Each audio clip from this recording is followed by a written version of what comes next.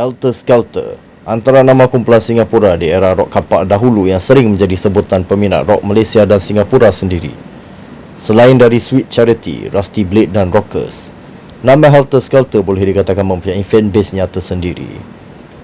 Malah di sebalik populariti mereka itu, apa yang paling menarik mengenai mereka sebenarnya kerana kreativiti inovasi mereka dalam berkarya.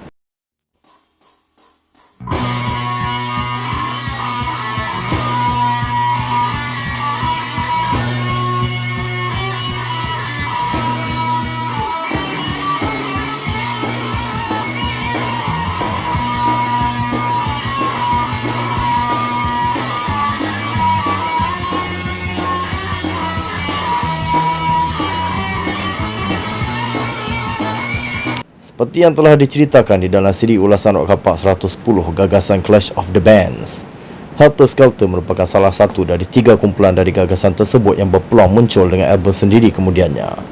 Diasaskan oleh sekumpulan anak-anak muda yang tinggal sedaerah di kawasan sentral Singapura, Tua Payuh, iaitu drummer Jamal, vokalis Raja Azman dan gitaris asal mereka Hanafi pada 1985, dan disertai kemudiannya oleh gitaris Devan dan bassist Muhammad. Mereka kemudiannya disertai pula oleh gitaris Manaf yang menggantikan tempat abangnya iaitu Hanafi, yang pada masa itu sibuk dengan komitmen lain. Berbeza dibandingkan kebanyakan kumpulan Singapura lain yang membawa pengaruh dari kumpulan-kumpulan barat popular seperti Iron Maiden, MSG, Deep Purple dan seangkatan, mereka bermatlamat mengambil haluan dari kumpulan-kumpulan kurang popular dari bermacam-macam genre rock dan metal barat pada masa itu, seperti Queensryche, Accept, Merciful Fate, King Diamond, Riot, Anthrax dan banyak lagi, sambil menggarapnya dengan pengaruh kerja gitar dari Dokken dan White Lion dalam menghasilkan karya sendiri yang unik dan lain dari yang lain. Dengan itu, mereka menamakan kumpulan mereka Helter Skelter, yang diambil dari tajuk lagu inovatif The Beatles tahun 1968, sesuai dengan identiti inovatif mereka sendiri.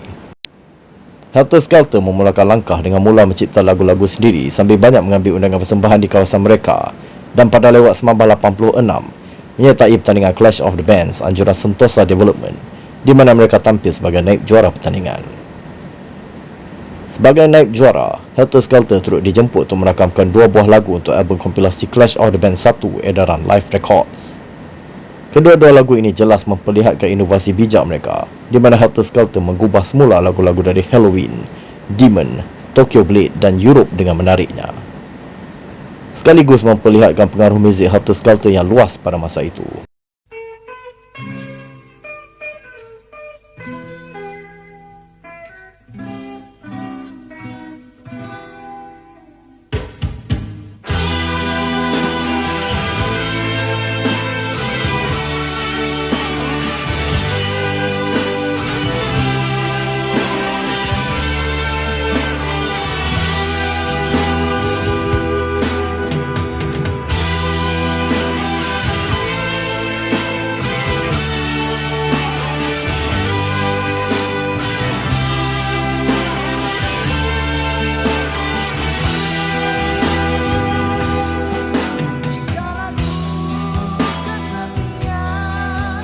Walaupun dengan kekangan masa setiap kumpulan yang terlibat untuk merakamkan lagu-lagu mereka, nama Helter Skelter menjadi antara kumpulan paling popular di dalam kompilasi tersebut dengan lagu hit mereka Tiada Lagi Air Mata, hingga ditawarkan kontrak rakaman album Clash of the Bands 2 bersama-sama kumpulan Last Minute pada tahun yang sama. Clash of the Bands 2 mengukuhkan lagi posisi Helter Skelter dan Last Minute sebagai 2 kumpulan paling popular dari gagasan tersebut. Malah Helter Skelter semakin banyak mendapat undangan persembahan pentas di Singapura dan Johor Bahru, beraksi bersama-sama kumpulan nama-nama besar seperti Search, Wings, Gersang, Love Hunters, Left Handed dan banyak lagi. Disebabkan populariti mereka yang semakin melonjak naik, Helter Skelter mula dilamar oleh banyak syarikat-syarikat rakaman, antaranya BMG dan SRC. Melihatkan persaingan syarikat-syarikat pesaing yang cuba melamar Helter Skelter, Live Record mula menawarkan kontrak rakaman yang lebih meyakinkan hasil perbincangan bersama Helter Skelter, iaitu kontrak rakaman sebanyak 2 album. Penukaran penerbit Razi M Black Dog Bone yang pada masa itu amat berpengalaman menerbitkan album rock berkualiti dari Rockers dan Rusty Blade, dan paling penting, masa rakaman selama 200 jam untuk rakaman album, sesuatu yang amat dimahukan oleh Helter Skelter memandangkan pengalaman mereka sewaktu Clash of the Bands dahulu di mana setiap kumpulan diberikan masa tak lebih dari 2 jam sahaja untuk menghabiskan rakaman setiap lagu, menjadikan kerja rakaman mereka terburu-buru dan tak dapat memberikan sepenuh kualiti dalam rakaman. Maka sebab itulah, masa rakaman 200 jam ini amatlah dihargai mereka.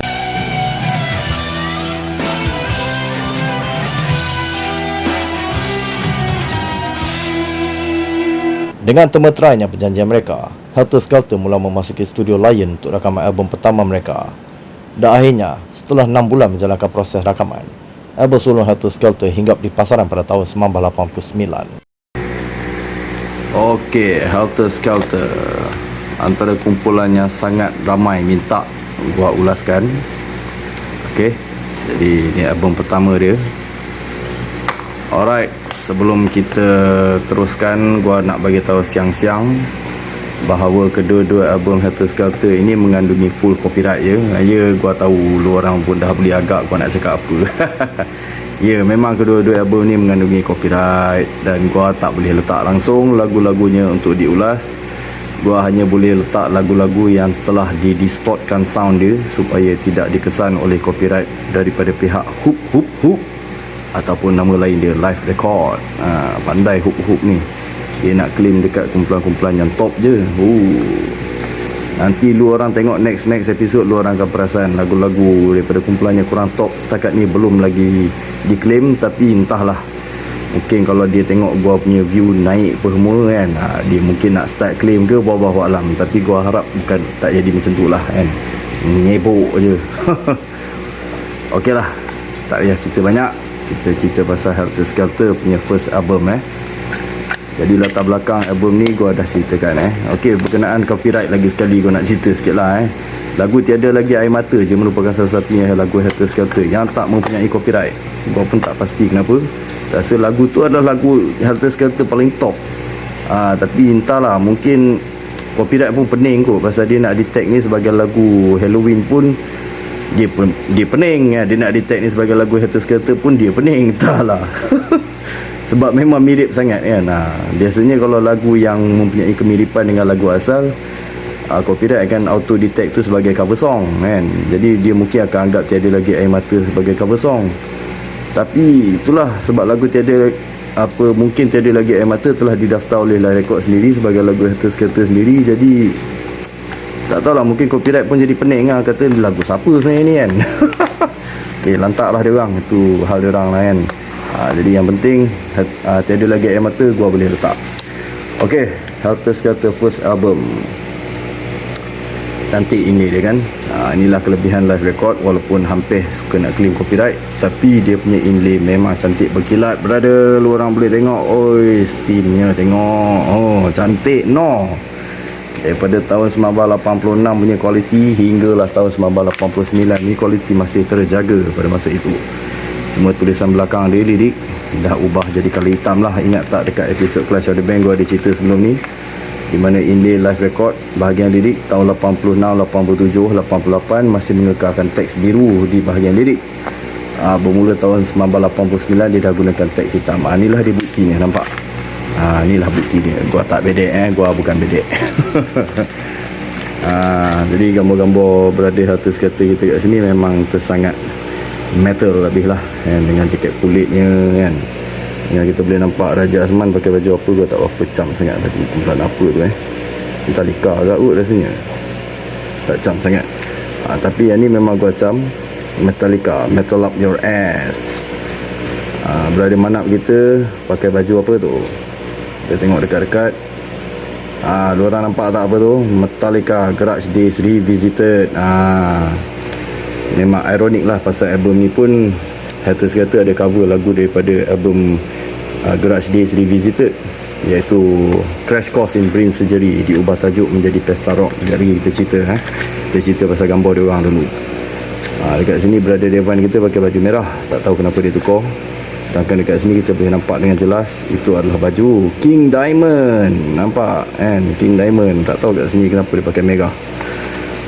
Mungkin apa producer suruh tukar kot, kata ganas sangat lah gambar lu ni, tukarlah baju lain. Mungkin lah, tak tahu. Satu lagi pemakaian button juga sangat menarik perhatian gua. Boleh nampak Manap ni button tu, penuh dekat dia punya ladder dia penuh brother kan. Brother Devan pun penuh button dia, nampak. Azman pun button, tapi tak banyak sangat. Macam Manap memang penuh. Memang boleh nampak lah true metalhead kan, true rocker sejati lah, dengan penampilan sebegitu punya image kan. Ok, jadi kat sini ada nama-nama ahlinya. Jadi kalau lu orang tak cam muka-muka mereka, kat sini ada tulis nama lah. Ok, ni kita cerita pasal dia punya lagu-lagu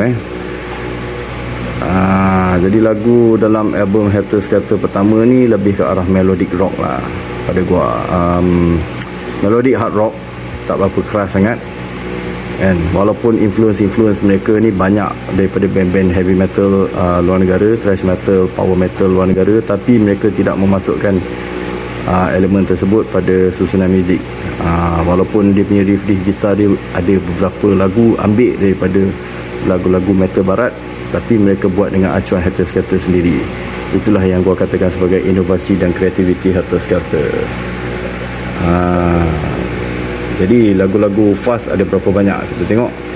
Nusantara 1, Tragedi 2, Persaingan 3, Pencuri Hati 4, Bila Mama Dapat Paku, Rock and Roll 5, Pesta Rock 6.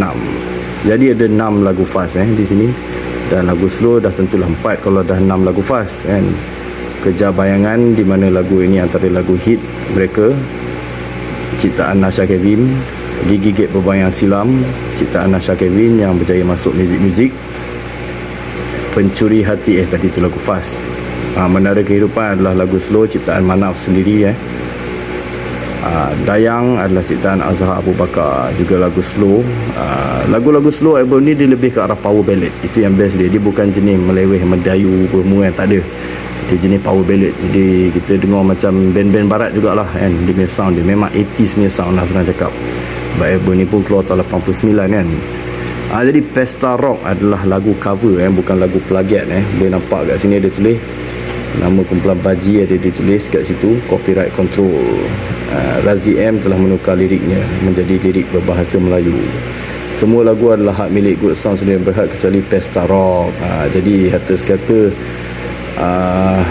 ada mengakui lah yang lagu ini sebenarnya adalah lagu cover, bukan lagu ciptaan mereka sendiri. Kita panggil plagiat kalau mereka claim kata lagu tu ciptaan mereka sendiri. Gua tak nak sebut lagu-lagu siapa. Mungkin dekat video-video akan datang gua akan mula tunjuklah dekat lu orang lagu-lagu apa tu yang diklaim oleh setengah kumpulan sebagai lagu ciptaan mereka sendiri, tapi sebenarnya adalah lagu plagiat. Tapi bagi Pesta Rock bukan, dia adalah cover song. Okey, jadi di situ kita tutupkan kesalahfahaman persepsi kita. Dia bukan plagiat. Okey, ini kotak original live record tahun 1989, masih bentuk petak seperti Batman ni. Ingat ada logo live record di bawah ni. Menandakan ia adalah original. Boleh nampak? Nampak sekali dengan kasetnya. Jadi disebabkan tahun 1989 gua ada tunjuk dekat Clash of the Band baru-baru ni, di mana yang nombor 3 dah menggunakan tali warna putih. Sebab dah tahun 1989. Boleh nampak tak ni? Dia ni fokus pening dah. Okey. Kalau yang tahun 86, 87 tali merah itu lebih special lah nampak. Ni tali putih nampak biasa-biasa je. Logo live kat bawah ni menunjukkan dia adalah original, dengan stiker ditampal di atas shell. Ni adalah ciri-ciri kaset live record tahun 1989 lah. Dia dah tak gunakan stiker kek lapis hijau putih tu. Dia dah ubah pada stiker berwarna putih penuh. Alright. Jadi album Helter Skelter pertama ni berapa gua nak bagi? Ikutkan album ni, kalau album kedua tak wujud, mungkin gua akan bagi album ni 9/10 lah. Tapi disebabkan album kedua wujud, jadi album ni jatuh ranking sedikit. Sebab album ni kalau dibandingkan album kedua, gua lebih suka album kedua sebenarnya. Jadi album ni gua bagi 8/10 dengan lagu-lagu fast yang boleh dikatakan melodik dan menarik. Dan juga lagu-lagu slownya yang boleh dikatakan power ballad punya kategori lah. Jadi memang sedap dilayan. Tapi jika dibandingkan dengan album kedua, album pertama ni lemah sedikit lah. Maklumlah album kedua lebih berat. Okey, tanpa buang masa, kita selak kertas yang dekat sini. Srek. Album pertama Helter Skelter dikabarkan oleh syarikat terjual hanya sekitar 20,000 unit. Satu angka yang agak kecil jika dibandingkan kejayaan dua album Clash of the Bands yang terdahulu. Satu anggaran yang di luar jangkaan, memandangkan proses rakaman yang begitu teliti dan kualiti lagu yang telah dihasilkan. Malah, lagu Helter Skelter juga pertama kali diberi peluang memasuki muzik-muzik, walaupun di masa kekangan kerajaan pada kumpulan-kumpulan berasal Singapura. Hal ini dikarenakan lagu Digigit Berbayang Silam merupakan ciptaan komposer Nasha Kevin, seorang pencipta lagu berwarga negara Malaysia. Meskipun demikian, nama Helter Skelter masih lagi meniti di bibir peminat rock negara, dan ramai yang masih menantikan album susulan dari mereka, membuatkan Helter Skelter masih tetap bersemangat untuk berkarya. Helter Skelter mula merencanakan lagu-lagu baru untuk album kedua mereka, memandangkan kontrak rakaman dua album mereka dengan syarikat Live Record. Mereka mula memasuki studio pada tahun 1990, dan kali ini banyak mengambil hikmat sumbangan lagu dari komposer dan penulis lirik dari Malaysia untuk lagu slow, antaranya Awang BPR, Bob Lokman dan JS Kevin, dengan harapan dapat mudah menembusi pasaran Malaysia dan Nusantara berbanding album pertama, di mana majoriti lagu merupakan ciptaan mereka sendiri. Malah Helter Skelter semakin menunjukkan taring pengaruh metal mereka menerusi album kedua ini yang bijak diadunkan dengan konsep muzik Helter Skelter, membuatkan lagu-lagu fast di dalam album kedua antara lagu-lagu paling berat pernah dihasilkan mereka.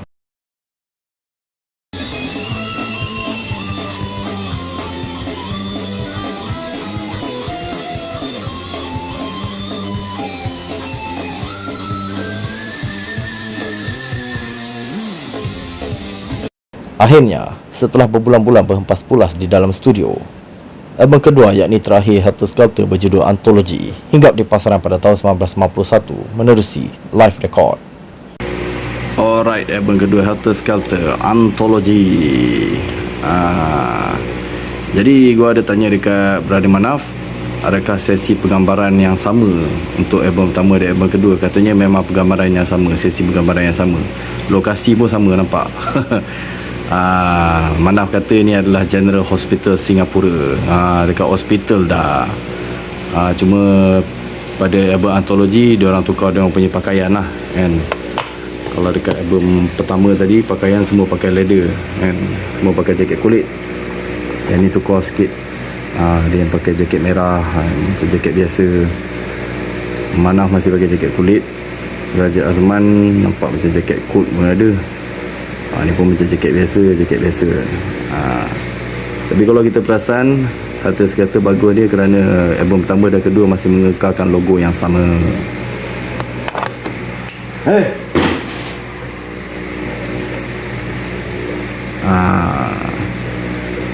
Tapi bagi gua album kedua ni dia punya layout dia lebih menarik lah, pasal dia pakai gambar line up dekat depan kan, berbanding dengan album pertama di mana gambar macam buku gitu.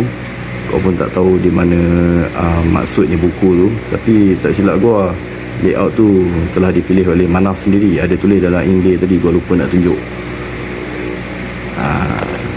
Okey, jadi tanpa buang masa kita tengok dekat Inggeris dia lah.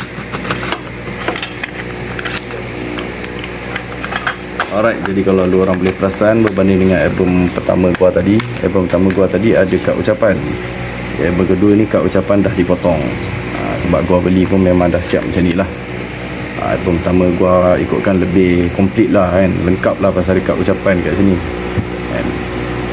Sayang lah ni kad ucapan dia dah tak ada. Gua pun tak tahu macam mana lupa kad ucapan album kedua ni sebenarnya. Okey, jadi kita tengok dia punya layout dia. Ikutkan colour theme yang unik, sebab dia gunakan colour ala-ala macam gold gitu kan. Yang di tepi ni tulis Helter Skelter, mirip macam album pertama tadi. Sama kan. Jadi unik lah dekat situ, cantik. Cuma yang ni dia punya sleeve dia yang jenis di luar punya. Ikutkan sleeve macam ni leceh sikit lah, tapi gua selalu simpan macam ni lah. Gua tak nak lipatkan dia, jadi gua simpan macam ni. Setengah orang dia akan lipat, tapi ni akan rosak lah. Itu yang tak shock bila dia macam tu kan, dia design. Jadi seperti gua katakan, bermula tahun 1989 ke atas, Indie Live Record bahagian lirik dah mula pakai teks hitam lah kan. Boleh nampak perbezaan dia. Okey, jadi di bahagian dalam dia hitam, berbeza dengan album pertama tadi di mana layout dia merupakan ciri-ciri standard layout kaset-kaset keluaran live record, putih di dalam kan. Yang ni lain sikit, dia dah buat colourful sikit. Kita boleh nampak dia dah start gunakan theme colour warna hitam dengan bahagian tulis dekat muka 1 dan muka 2 ni tulisan merah. Susunan muzik Razi M dan Helter Skelter. Semua album Helter Skelter disusun sendiri oleh mereka. Razi M banyak tolong di bahagian lagu-lagu slow. Okay, jadi seperti gua ceritakan, album kedua ni Helter Skelter dan Razi M dah mula jemput lebih ramai sikit lah penulis lagu dan lirik daripada Malaysia. Mungkin sebab nak mudah masuk pasaran Malaysia kan. Antaranya adalah Awang BPR, Bob Lokman, dan seperti kita tahulah ZS Kevin ni adalah JS Kevin lah kan. Okey, jadi kita tengok berapa banyak lagu fast dan lagu slow. Dunia Humanoid adalah lagu fast berunsurkan hard rock ciptaan Manaf. Memori Mardiana, tak kita tunjuk lagu fast dulu. Okey, Dunia Humanoid lagu fast ciptaan Manaf, ni hard rock lah. Glamour ciptaan Baharum Paiman. Baharum Paiman ni adalah salah seorang geng-geng rockers Singapura jugalah. Dia ada adik-beradik dia lain nama Paiman juga. Gua pun tak ingat apa nama dia. Meninggal dunia baru-baru ni, seingat gua lah. Glamour dia pun dia ala-ala macam hard rock lagi, melodic rock lah. Dan kita ada Ilusi Fata Morgana. Jadi ini bermulanya lagu heavy metal lah di dalam album ni. Memang lain macam intro album. Lagu ni pun dia gunakan riff ala-ala Ozzy Osbourne, lagu Crazy Train, jing jing jing jing jing jing jing jing jing. Diubah sikit. Riff tu memang jahat lah bunyi dia kan. Memang antara riff heavy metal yang terbaik lah. Jadi Helter Skelter ubah dia sedikit jadi riff mereka Ilusi Fata Morgana, lagu yang agak berat lah kan. Memang lain lah kalau compare dengan Clash of the Band punya Helter Skelter dan album pertama. Album ni dah mula menunjukkan sound heavy metal tu mula nak ditunjukkan dengan lebih jelas lah. Walaupun diorang memang dah ada pengaruh heavy metal daripada dulu lagi, tapi tak tahu kenapa dulu diorang tak nak rakamkan lagu-lagu bercirikan heavy metal. Mungkin nak play safe ke ataupun mungkin pasal tujuan market.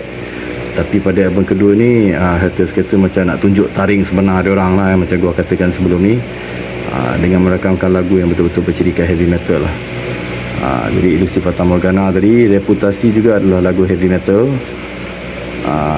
Taridra Si Haloba pun juga lagu heavy metal.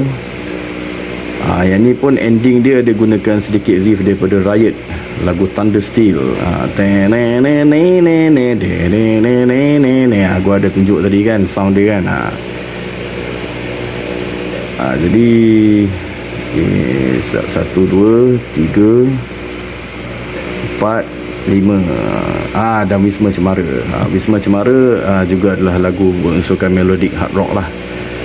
Jadi kita ada 3 lagu heavy metal dan 3 lagu melodic hard rock. Jadi sama jugalah macam album pertama di mana 6 lagu fast dan hanya 4 lagu slow. Puas hatilah kan. Peminat rock dah tentu nak dengar lagu-lagu fast. Nak dengar lagu slow ni lebih baik lu jadi peminat pop.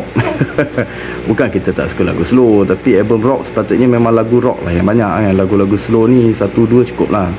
Tapi biasalah syarat album di Malaysia dan Singapura pada zaman tu nak kena lebihkan lagu slow banyak sikit lah kena untuk pasaran kan. Jadi kita cerita pasal lagu slow dia pula. Memori Mardiana merupakan lagu slow album kedua yang paling top lah sebenarnya kan. Walaupun Zainul Ali adalah komposer daripada Singapura, cuma lagu ni agak leleh sikit lah kan. Dia macam merayu-rayu sikit. Gua tak berapa favor sangat lah sebenarnya konsep macam tu. Tapi bila lagu ni ke udara, gua layan juga nyanyi kan. Okay, kemudian kita ada lagu Kepadamu Cinta. Ni adalah lagu ciptaan Awang BPR lah. Tapi lagu ni tak berapa mengangkat sangat lah. Tapi lagu ni memang sound dia kedengaran amat berbeza lah dengan lagu-lagu slow lain Helter Skelter. Sebab ialah Awang BPR punya sentuhan kan, sentuhan apa slow rock ala-ala style Malaysia awal 90-an punya style lah. Dia dah lebih ke arah haluan Melayu begitu. Jadi boleh dikatakan agak kontra lah dengan lagu-lagu slow rock kata-kata yang lain kan. Dihimpit Masalah Cinta adalah lagu ciptaan Baharum Paiman, juga komposer Singapura. Lagu ni ke arah power ballad lah, dan Sinar Suci Sejati adalah ciptaan J.S. Kevin. Standard lagu slow J.S. Kevin, dia tak apa-apa nak leleh mendayu.